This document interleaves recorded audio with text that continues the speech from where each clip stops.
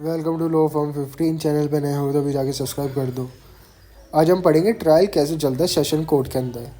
जो ट्रायल की प्रोसीजर है वो हमारे 248 से लेके 260 तक देर का है। जो सेशन के ट्रायल बताता है कैसे चलता है। पहले आ जाता है प्रोसिक्यूशन बाय पब्लिक प्रोसिक्यूटर। ये सेक्शन 248 ये बताता है जो ट्रायल चलेगा ना सेशन कोर्ट के अंदर वो पब्लिक प्रोसिक्यूटर ही डील करेगा विक्टिम की साइड से। ठीक है। फिर दूसरा पॉइंट आ जाता है उस केस को खोलना प्रोसिक्यूशन के साइड से। तो उसके अंदर ये होता है कि पब्लिक प्रोसिक्यूटर कोर्ट के अंदर जज को बताता है जो अक्यूज्ड के खिलाफ क्या चार्जेस है और किस धाराओं के अंदर है, क्या एविडेंस है जिससे साबित होता है कि वो अक्यूज्ड है। और तीसरा है डिस्चार्ज 250।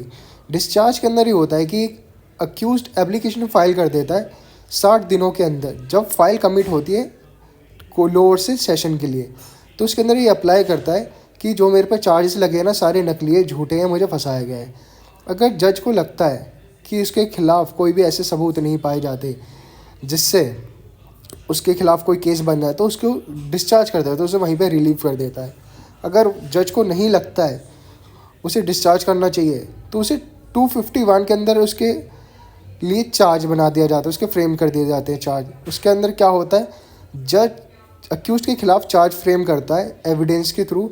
जो एविडेंस उसके सामने आते हैं कि हाँ इसने क्राइम करा है, इसने चाकू दिया है, इसी ने ही गला काटा है, चाकू मारा है, तो ऐसे चार्ज बनाता है जिससे वो लाइबल हो जाए।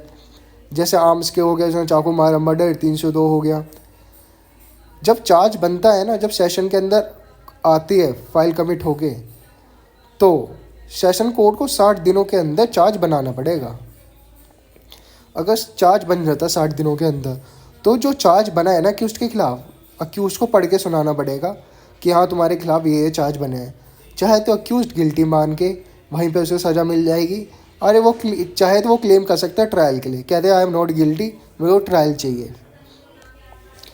अगर वो कह देता है मैं गिल्टी हूँ तो 252 के अंदर अक्यूज़ को गिल्टी मान के जज उसे कन्विक्शन की सज़ा सुना देता है। अगर वो मना कर देता है तो फिर जज क्या करता है 253 के अंदर डेट फॉर प्रोसिक्यूशन एविडेंस। जज ये कहते हैं कि प्रोसिक्यूटर को कि आप एविडेंस दाखिल करें जिससे साबित हो कि जो अक्यूज्ड को आप गिल्टी बता रहे हो वो गिल्टी है, उसे पनिशमेंट दी जाए।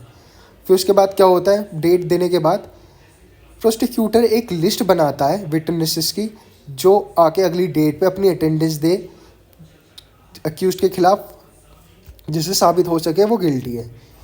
फिर डेट के बाद एविडेंस फॉर प्रोसिक्यूशन जो 254, जो भी एविडेंस की लिस्ट बनी थी, जो समन भेजे गए थे विटनेसेस को कि कोर्ट में आके फिर वो गवाही देते हैं अक्यूज्ड के खिलाफ। चाहे तो वो ऑडियो वीडियो कैमरे के थ्रू भी दे सकते हैं अगर वो नहीं आ पा रहे तो, अगर उनकी कंडीशन ऐसी नहीं है। अगर कंडीशन है तो वो अपना एविडेंस आके कोर्ट के अंदर फाइल कर सकते हैं।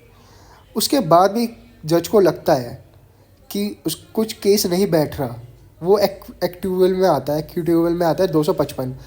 जब जज को लगता है कि इसके कुछ सफिशेंट एविडेंस नहीं है तो एक्विटिकल के ऑर्डर पास कर देता है, फिर केस को वहीं पे ख़त्म कर देता है। अगर एक्टिवल में नहीं लगता जज को एविडेंस के बाद भी उनको लगता है कि हाँ इसके अंदर और भी चीज़ें सामने आ सकती हैं तो फिर अक्यूज्ड अपना डिफेंस प्रेजेंट करता है कोर्ट के अंदर। कोर्ट डिमांड करता है कि जो विटनेसेस है उन्हें दोबारा बुलाया जाए, उन्हें क्रॉस करा जाए उसके काउंसिल के थ्रू। जब डिफेंस भी सामने आ जाता है, क्रॉस भी हो जाता है, फिर होता है आर्ग्यूमेंट जो हमारे 257 के अंदर है। जब डिफेंस अपने एविडेंस दाखिल करता है, फिर क्रॉस करता है, फिर प्रोसिक्यूटर उस पर सवाल उठाता है, वो दोनों एक दूसरे के लीगल पॉइंट रेस करते हैं। अगर आर्ग्यूमेंट के अंदर ये साबित हो जाता है कि जो उसके ऊपर चार्जेस लगाए गए हैं वो बेबुनियाद है, उसके ऊपर ऐसे कोई चार्जेस है नहीं, फंसाए गए हैं, तो उसके 258 के अंदर जज अपने जजमेंट पास कर देता है।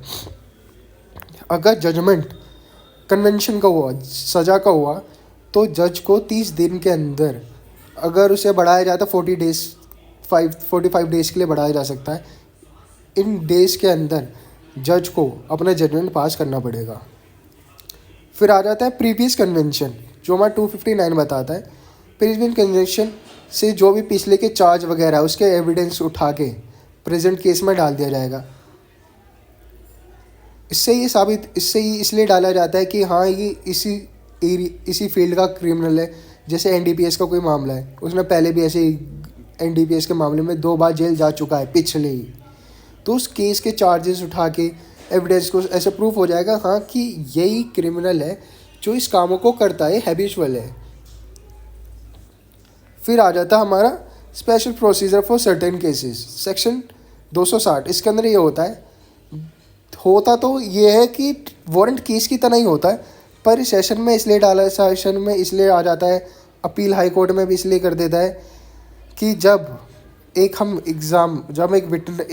अक्यूज्ड को हम एज अ विटनेस यूज़ कर रहे हो, एग्जामिन विटनेस, जैसे कोई कैदी है, उसने कोई ग्रुप है पूरा, उसने मर्डर करा है, उसके ऊपर भी मर्डर के चार्जेस है, आर्म्स के चार्जेस है, ग्रुप ऑर्गेनाइजेशन के चार्जेस है।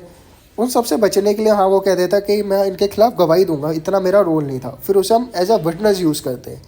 अक्यूज चाहे तो वो कह सकता है कि भाई मेरा कैमरा ट्रायल हो कि मैं कोर्ट के अंदर नहीं आ सकता, मैं कैमरे के थ्रू जो भी आपके सवाल है मैं आपको बता दूंगा। अगर इस ट्रायल के अंदर ये पाया जाता है कि जो अक्यूज के ऊपर जो चार्जेस लगाए गए थे वो बेबुनियाद है, साबित नहीं होते